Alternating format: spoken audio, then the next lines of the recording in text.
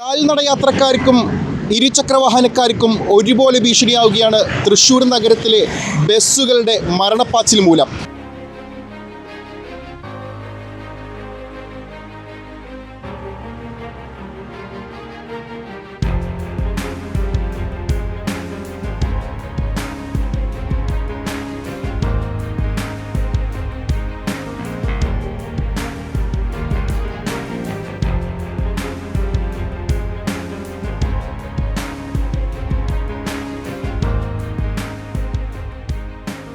തൃശ്ശൂർ നഗരത്തിൽ സ്വകാര്യ ബസ്സുകളുടെ മരണപ്പാച്ചിലാണ്.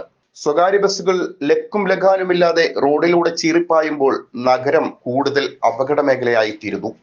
ബസ്സുകളുടെ മത്സരോട്ടത്തിൽ പലപ്പോഴും ബലിയാടാവുന്നത് കാൽനടയാത്രക്കാരാണ്.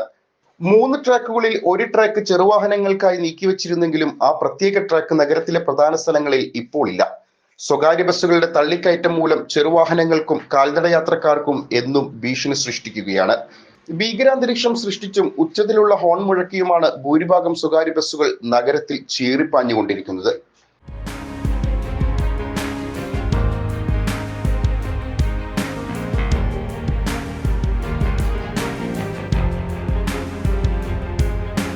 നായ്ക്കനാലിൽ സിഗ്നൽ കണ്ടു നിർത്തിയ സ്കൂട്ടറിന്റെ പിന്നിൽ ബസ്സിടിച്ച് കയറി സ്കൂട്ടർ യാത്രക്കാരി മരിച്ച സംഭവം മുമ്പ് വലിയ വാർത്തയായിരുന്നു. സ്കൂട്ടറിൽ യാത്ര ചെയ്തിരുന്ന വിദ്യാർത്ഥിനി റൗണ്ടിൽ ബസ് കയറി കൊല്ലപ്പെടുകയും മുമ്പ് ഉണ്ടായിട്ടുണ്ട്. സ്വകാര്യ ബസ് ഇടിച്ച് ഒരു സ്ത്രീയും കൊല്ലപ്പെട്ട സംഭവവും റിപ്പോർട്ട് ചെയ്തിട്ടുണ്ട്.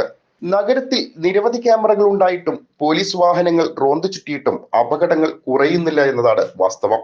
നിസ്സംഗത കൈവെടിഞ്ഞ് അധികാരികൾ ഇനിയും ഉണർന്ന് പ്രവർത്തിച്ചില്ലെങ്കിൽ നഗരത്തിൽ അപകട മരണങ്ങളുടെ ഉയർച്ച വൻതോതിൽ ഉണ്ടാകുമെന്നതിൽ സംശയമില്ല.